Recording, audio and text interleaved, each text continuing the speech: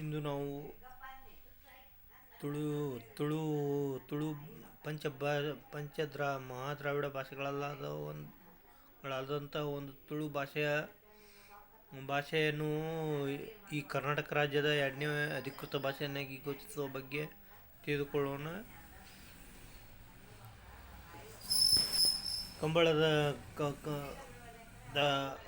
ಅವಿಭಜಿತ ದಕ್ಷಿಣ ಕನ್ನಡ ಜಿಲ್ಲೆಯಲ್ಲಿ ಕಂಬಳದಲ್ಲಿ ನಡೆದ ಕಂಬಳದ ಸ್ಪರ್ಧೆಯ ಉತ್ಸವದಲ್ಲಿ ಸಿದ್ದರಾಮಯ್ಯನವರು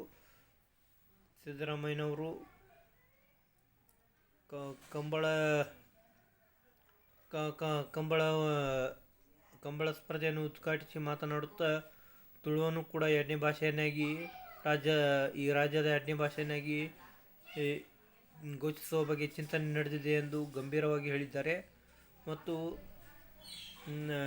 ಇದರಿಂದ ತುಳುವನ್ನು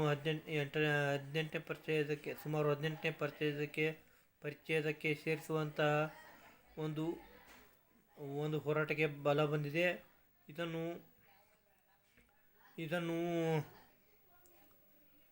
ಈ ಹೋರಾಟವನ್ನು ಮಾಡಿದವರು ಅಲ್ಲಿಯ ಸಾಹಿತಿಗಳು ಮತ್ತು ತುಳು ಚಿತ್ರರಂಗ ಮತ್ತು ಸಾಮಾನ್ಯ ಜನರು.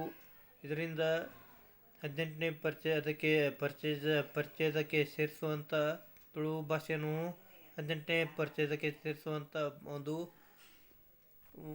ಒಂದು ಹೋರಾಟಕ್ಕೆ ಬಲ ಬಂದಂತಾಗಿದೆ.